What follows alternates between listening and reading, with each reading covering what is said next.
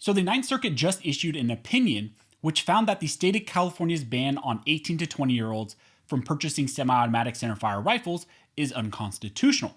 So let's talk about what this case does and how it impacts more than just 18 to 20-year-olds in the state of California.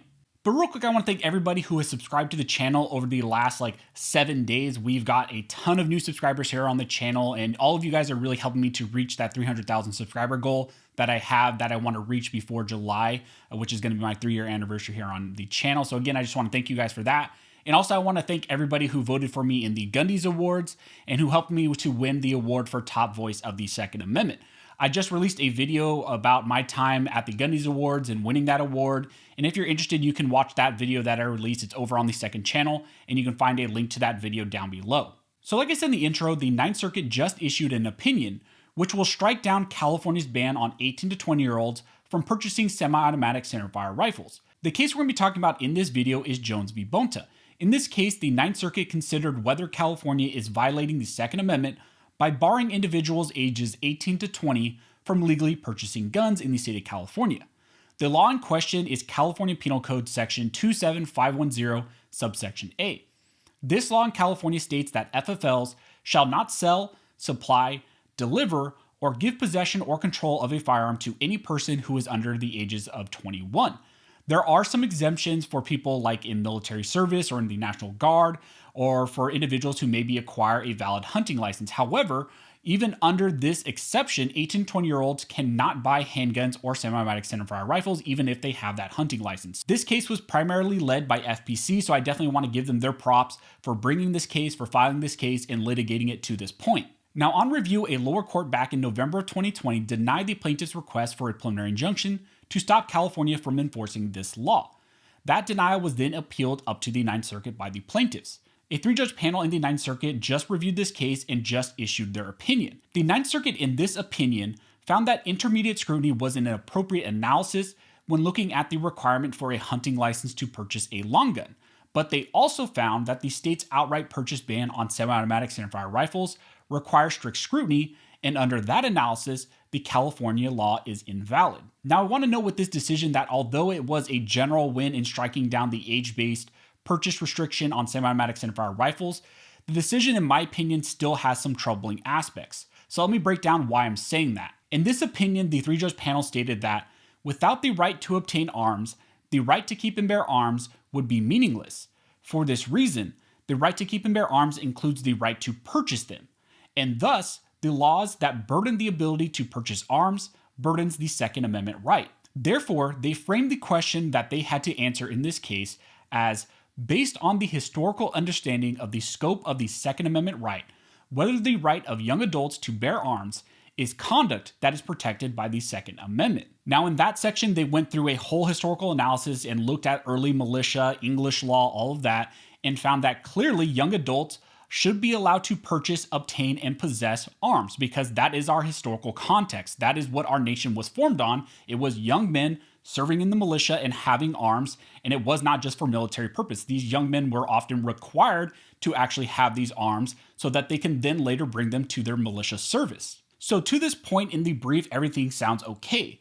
Well, then they go on to say that having concluded that the laws burden Second Amendment rights, we now consider the district court's choice of a tier of scrutiny and its application of that tier. The district court properly applied intermediate scrutiny to the long gun regulation, but should have applied strict scrutiny to the semi-automatic rifle ban. The 3-judge panel states that the long gun regulation allows a young adult to buy a long gun if he gets a hunting license. This requirement does not prevent young adults from having any firearms or from using them in any particular way. Because this regulation does not impose a significant burden on the Second Amendment right to keep and bear arms, the district court properly applied intermediate scrutiny. So the 3-judge panel right there is saying that since 18 to 20-year-olds can still purchase a long gun and all they have to do is get a hunting license, that is a valid law under intermediate scrutiny. So they are using intermediate scrutiny and applying it to that specific law. At this point, pretty much bells should be going off in your head. The Ninth Circuit's position is that a governmental restraint or requirement prior to purchasing or exercising your right is a valid and not a substantial enough burden to trigger strict scrutiny. Imagine if a court said a state's requirement of a permit to purchase ammo, or magazines, or handguns, or anything else isn't a severe enough burden. That would be absolutely crazy, right? Well, that is what they are saying here in this section of their opinion. So that is why I'm not a huge fan of this opinion. I think it got the semi-automatic purchase aspect right, but the panel's opinion in this section is incorrect and supports governmental restrictions on our right to keep and bear arms. Now, on the semi-automatic rifle restriction, the court stated, strict scrutiny applies. The main difference between this ban and the long gun regulation is the exceptions. The long gun regulation has a readily available exception, at least on its face. Young adults can get hunting licenses. The semi-automatic rifle ban has no such exception. The only young adults who can buy semi-automatic rifles are some law enforcement officers and active duty military service members. It's one thing to say that young adults must take a course and purchase a hunting license before obtaining certain firearms, but to say that they must become police officers or join the military is no exception at all.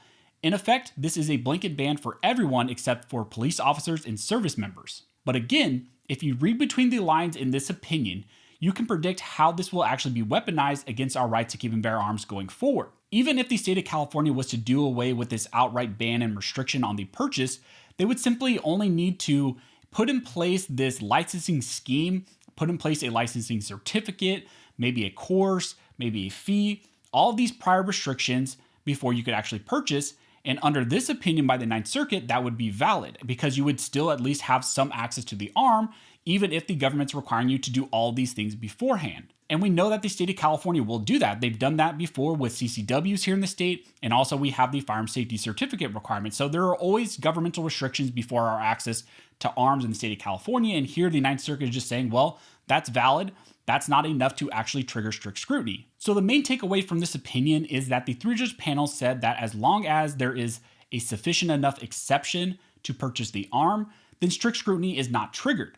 They did say an outright ban clearly does trigger strict scrutiny, which is actually a good thing, but this opinion gives the state of California and others a clear path to make sure their Second Amendment restrictions do not trigger strict scrutiny, at least in the Ninth Circuit's eyes. Now, I want to note that this case is not over yet. This case will no doubt go en banc, which means that it will be reviewed by 11 judges in the Ninth Circuit. And the track record is that 50 times out of 50, the en banc panel has overturned any pro-gun rulings. So that doesn't bode well for this specific case and this specific opinion. Although this wasn't a super pro 2A decision, it was still more pro 2A than other decisions that we've got out of the Ninth Circuit before. However, there are a lot of wrinkles that can absolutely change a lot of this.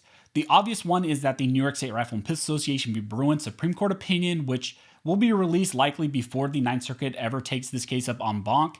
So that decision by New York State Rifle and Pistol Association will likely directly impact this one. Another thing that could change how the Ninth Circuit handles these 2A cases going forward is the Duncan v. Bonta California magazine capacity case, which has been distributed to the Supreme Court for conference and will be up for conference in just a couple weeks. If the Supreme Court takes that case up, that would directly deal with the Ninth Circuit's two-step analysis approach that they used in this specific case and other Second Amendment cases as well that come out of the Ninth Circuit. So like I said, I think this is a step in the right direction, but I'm not a huge fan of this opinion because of some of the implications that come out of how they actually framed their analysis and how they ruled. So if you have any questions, go ahead and comment down below and I'll try to answer best of my ability.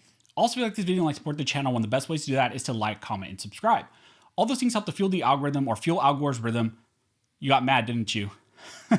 Just kidding. Helps to fuel the algorithm. It signals to YouTube that you guys see value in this video and helps to fuel this type of 2A content. So again, everybody who likes, comments, subscribes, who hits the notification bell, who shares these videos, you guys are directly impacting these videos, impact this channel, and helping me to reach and educate more people than I could ever do on my own. So again, thank you so much for all of your support. And as always, thank you all for watching. Don't forget to like and subscribe. And never forget to stay with Built Bar Arms Scholars and stay with Maintain Bar Arms Scholars.